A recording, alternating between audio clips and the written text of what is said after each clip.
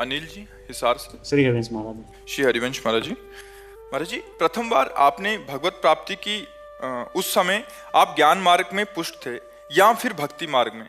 महाराज जी, प्रथम बार भगवत प्राप्ति का श्रेय आप ज्ञान मार्ग को देना चाहेंगे या फिर भक्ति मार्ग को? गुरुदेव को।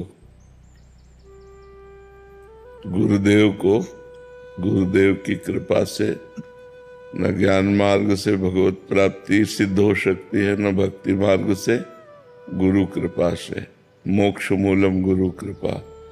गुरु कृपा होती है तो एक ही बात है, जब हम भगवान का भजन करते हैं तो उसे भक्ति कहते हैं, भजन से जो ज्ञान प्राप्त होता है उसे ज्ञान कहते हैं, भजन से संसार से राग नष्ट होता है उसे वैराग्य कहते हैं। सब एक का ही ताना बाना है।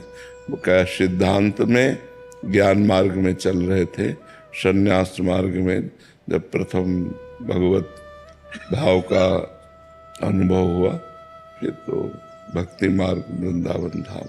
वो क्या दोनों में मूल गुरु कृपा, अपना कोई पुरुषार्थ नहीं, गुरु कृपा से है। चंद्रशेखर जी महाराष्ट्र से। श्री हरिश प्रभु।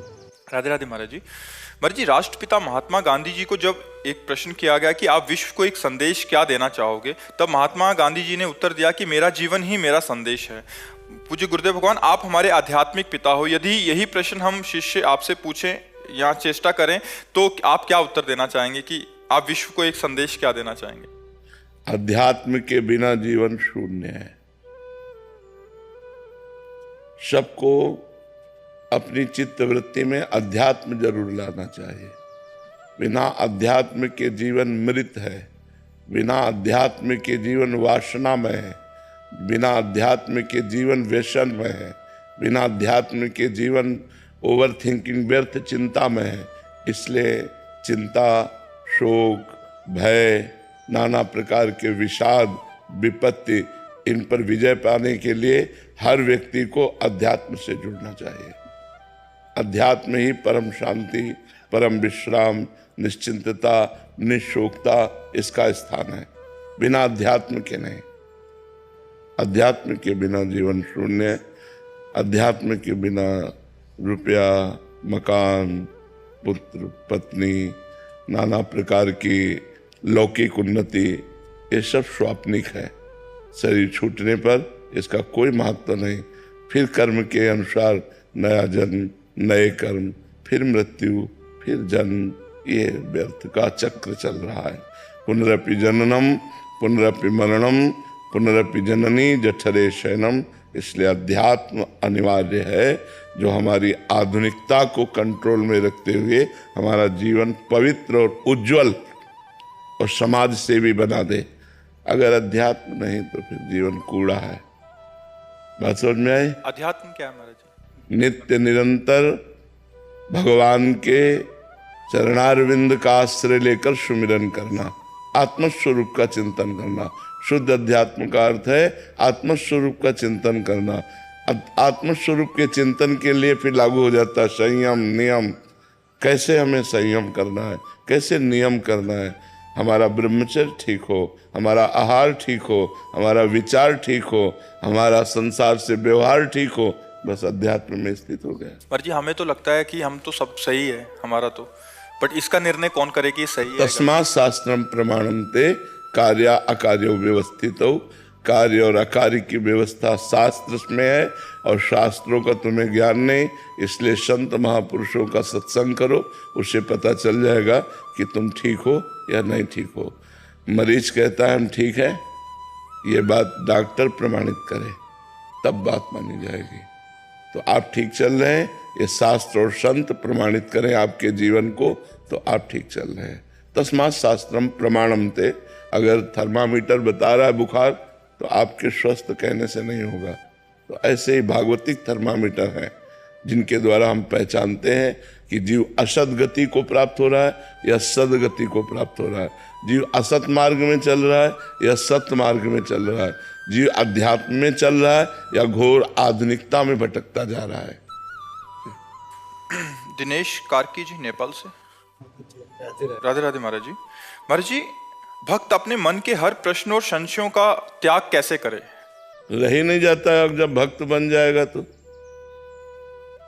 मनुष्य अपने संशयों का त्याग कैसे करे, ये तो प्रश्न बनता है। लेकिन भक्त भगवान में जब चित्त जोड़ दिया तो संशय कैसे रह सकता है। भक्त शब्द बहुत गरिमामय है, महिमामय है।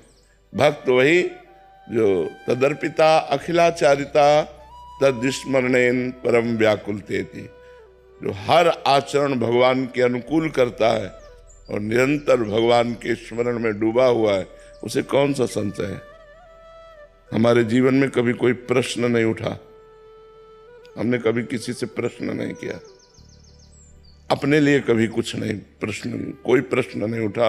गुरु कृपा से कभी कोई ऐसी बात कही तो उसी बात को पुष्ट करने के लिए उसमें प्रश्न किया हो तो किया हो, नहीं कभी कोई प्रश्न नहीं उठा। कभी भगवान से कोई प्रश्न नहीं उठा आपने ऐसा क्यों किया, कभी प्रश्न नहीं उठा, क्योंकि हर बात का समाधान भक्ति है। जब हम भगवान में चित्त जोड़े तो उत्तर, प्रश्न के पहले उत्तर सामने होता है। तो आपका प्रश्न ही पहले ठीक होना चाहिए कि मनुष्य मात्र संशय रहित कैसे हो, या मनुष्य के हृदय में जो चिंताएं वो कैसे दूर हो, तो बात सही बनेगी। लेकिन भक्त तो चिंतन परायण होता है, भक्त तो चिंता रहित होता है, भक्त तो संशयात्मा विनश्यति, भक्त के अंदर संशय कैसे रह सकता है, तभी वो भक्त है। तो भक्त में चिंता या संशय और ही नहीं है। महाराज जी, जो भक्ति मार्ग पे अभी अग्रसर हुए हैं नवीन, उनके अंदर अगर प्रश्न या संशय उठते हैं तो उनका समाधान एकदम दो हो जगह जाए या उसका त्याग हो जाए प्रश्न? दो जगह से समाधान होता है। हम पहले शास्त्रों का स्वाध्याय करें, वेदो नित्य मधीयताम, जो वेद हैं, पुराण हैं, स्मृति है, इनका हम स्वाध्याय करें। दूसरा, महापुरुषों का संग करें, संगा सत्सु विधीयताम। जो महापुरुष जो काम विजयी हैं, क्रोध विजयी हैं, मोह विजयी हैं, निरंतर भगवान में डूबे हुए हैं, उनका हम संग करें तो हमारे अंदर विवेक का प्रादुर्भाव होगा। बिन सत्संग विवेक न होई, राम कृपा बिन सुलभ न सोई। भगवान की कृपा से साधु संग मिलता है, साधु संग से विवेक जागृत होता है और विवेक से संशयों का नाश हो जाता है। होए विवेक मोह भ्रम भागा, तब सब विषय विलास विरागा। समस्त चिंताएं और शोक का नाश विवेक ऐसे कर देता है। कोई चिंता कोई शोक नहीं रहते, पर विवेक होता है शास्त्र स्वाध्याय और संत समागम से। तो अधिक से अधिक संत समागम करे। शर्त है संत समागम शाब्द ब्रह्म के पारगामी और पर ब्रह्म की अनुभूति, दोनों बातें होनी चाहिए। अगर वो स्वयं में अनुभूत नहीं है तो केवल शास्त्र पढ़ करके रहस्य नहीं जान सकता, और स्वयं में अनुभूत और शास्त्रीय शब्दों का ज्ञान नहीं बोलने का, तो वो अपनी अनुभूति की बात बता नहीं सकता। इसलिए दोनों बातें होनी चाहिए जिसका हम संग करें। शाब्द ब्रह्म का ज्ञान हो और पार ब्रह्म की अनुभूति हो, तभी वो अपनी बात बता सकता है। अगर ऐसे संत का संग हुआ तो तब ही हो सब संशय भंगा, जब बहुकाल करी सत्संगा।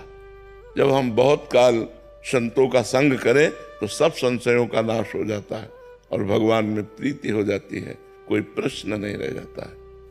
जी। सीमा गुप्ता जी हरदोई से। श्री हरिवंश महाराज जी, मैं जानना चाहती हूँ कि नाम में अनन्यता कैसे प्राप्त की जा सकती है। अतिशय रगड़ करे जो कोई, तो अनल प्रगट चंदन ते होई। चंदन को अगर बहुत तीव्रता पूर्वक घसा जाए तो आग पैदा हो जाए।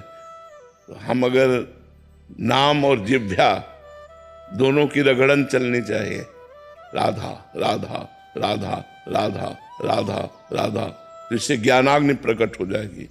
जब ज्ञानाग्नि प्रकट होगी तो जो विक्षेप है, मल है, आवरण है, वो भस्म हो जाएगा। जो हमारा बार बार विषयों के प्रति मन का जाना, भोगों में सुख बुद्धि होना, संसार में महत्व बुद्धि होना, यही तो बार बार भजन में विक्षेप पहुंचाती है। और जहाँ ये सब नष्ट हुई तो अव्यावृत भजनात्, अखंड भजन, एक तैल धारावत भगवान का सतत स्मरण होता रहता है। तो हमें अपनी जिह्वा से निरंतर नाम रटना है। नाम रटने से सब ज्ञान प्रकट हो जाएगा। विश्वास करो, अन्य साधन बने तो करो, नहीं तो नाम जप करो। राधा राधा राधा, राम राम राम राम, कृष्ण कृष्ण कृष्ण कृष्ण। देखो परमानंद की धारा हृदय में बह जाएगी और लौकिक और पारलौकिक सब सुखों का अधिकार आपको प्राप्त हो जाएगा, क्योंकि पाप नष्ट होते ही सब सुखों का प्रादुर्भाव हो जाता है। महाराज जी, पर प्रारंभिक अवस्था में नाम जप से बहुत जलन पैदा होती है हृदय। हाँ, तो सहे ना उसको। सहत सहत बाढ़ है भगत गृह तन गुरु हितगार। जब हम जानते हैं कि हमारे फोड़ा या ऑपरेशन होगा, महीनों टाका सूखेगा, कष्ट होगा, लेकिन हम पैसा देकर ऑपरेशन कराते हैं कि हम आगामी दुख से बचकर सुख को प्राप्त हो जाए। तो हमारे जो पाप रूपी फोड़ा है उसका ऑपरेशन भगवान नाम करेगा। नाम संकीर्तनम यस्य सर्व पाप प्रणाशनम। तो जब पाप नष्ट होता है तो हृदय जलता है, क्योंकि उसका ताप होता है। जब हृदय जलता है, निष्पाप होता है, नाम में प्रीति होती है, तब हृदय आनंद से नाच उठता है। पायो जी पायो मैंने राम रतन धन पायो। मीरा जी नाच नाच के कह रहे, वस्तु अमोलक दी मेरे सतगुरु, निस दिन बढ़त सवायो। पायो जी पायो मैंने राम रतन धन पायो। तो नाम जप करे और सहन शक्ति रखे। भगवत मार्ग में सहनशील ही आगे बढ़ पाता है, नहीं तो काम क्रोध लोभ मोह मद मत्सर ये 6 शत्रु उसके सद्विचारों का अपहरण करके असद विचार पैदा करते हैं। अगर हम सहनशील नहीं हैं तो टूट जाएंगे, नष्ट हो जाएंगे, पतित हो जाएंगे, और फिर अच्छा नहीं लगेगा ये भगवत मार्ग। जब पाप बनने लगते हैं तो ये मार्ग अच्छा नहीं लगता। पापवंत कर सहज स्वभाव, भजन मोर ते भाव न काऊ। जो पे दुष्ट हृदय सोई होई, मोरे सन्मुख आओ कि सोई। भगवान की सन्मुखता दुष्टता में नहीं होती, सज्जनता में होती है। इसलिए हम नाम जप करके जो हमारे हृदय में ताप आए उसे सहना चाहिए। वही भगवत मार्ग का प्रतीक होता है। यम ही न व्यथ्यन्ते ते पुरुषम पुरुषर्षभ, सम दुखा सुखाधीरम स्वमृतत्वाय कल्पते। वो अमृत पद का अधिकारी हो जाता है जो व्यथित नहीं होता। काम का वेग, क्रोध का वेग, भूख का वेग, बहुत प्रकार के वेग हैं जो हमारे अंदर जलन पैदा करते हैं। और नाम जप करते हुए जो हमारे अंदर ताप पैदा होता है, तप से ही तो पवित्र होता है हृदय।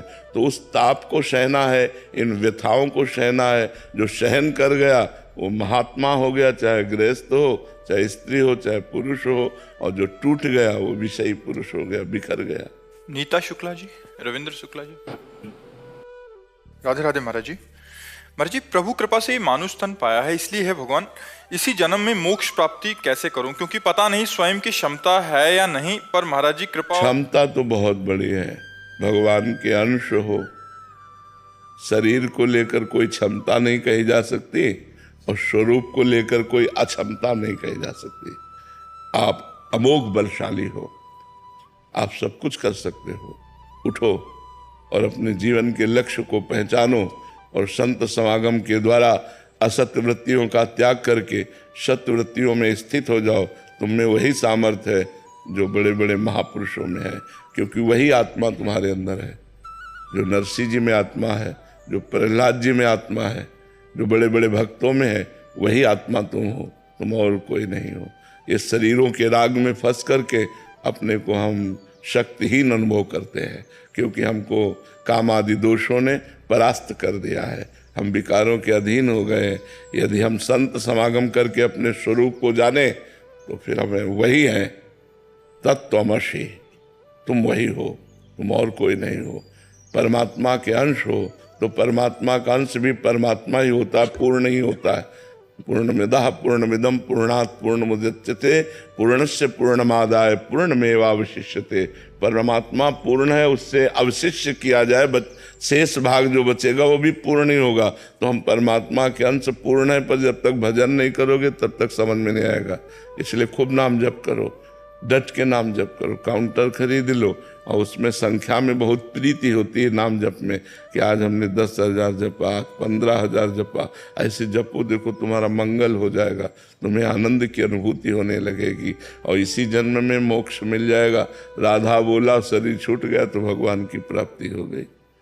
पुत्र के बहाने से नारायण बोला, शरीर छूट गया तो भगवान की प्राप्ति अजामिल को हो गई। घोर पापी वैश्यागामी तो अपने अगर नाम राधा राधा जानबूझ कर लेंगे और शरीर छूट गया, कि कब छूट जाए इसका कोई भरोसा थोड़ी है।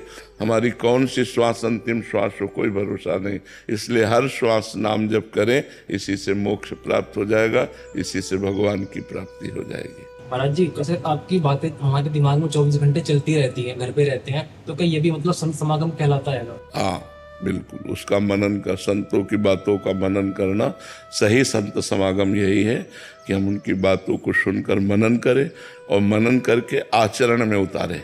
अगर आचरण में उतार लिया तो संत समागम हो गया। केवल सुनना और फिर उसे आचरण में ना उतारना लाभ नहीं मिला। केवल सुनने मात्र से लाभ नहीं मिलता, सुनकर उसे मनन करके आचरण में उतारा जाए तो लाभ मिल जाता है।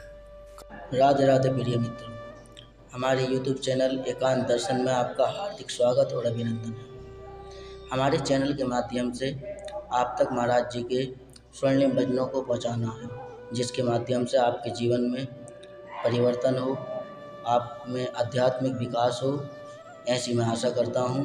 और पूज्य महाराज जी के प्रतिदिन एकांतिक वार्तालाप में चयनित करे हुए प्रमुख प्रश्नों को सुनने के लिए हमारे चैनल को सब्सक्राइब करें, लाइक करें, शेयर करें, जिससे आपके जीवन में परिवर्तन आए, अध्यात्म में आपकी रुचि बढ़े और निरंतर नाम जप का अभ्यास करें। जैसा जो महाराज जी बताते हैं, निरंतर नाम जप का अभ्यास करते रहें। वीडियो में भी हमने डाला है, आप पढ़ सकते हैं और वीडियो देखते हुए आप नाम जप का प्रयास करते रहें। चैनल को शेयर करके दूसरों को भी महाराज के स्वर्णिम भजनों से लाभान्वित करें। जय श्री राधे कृष्ण।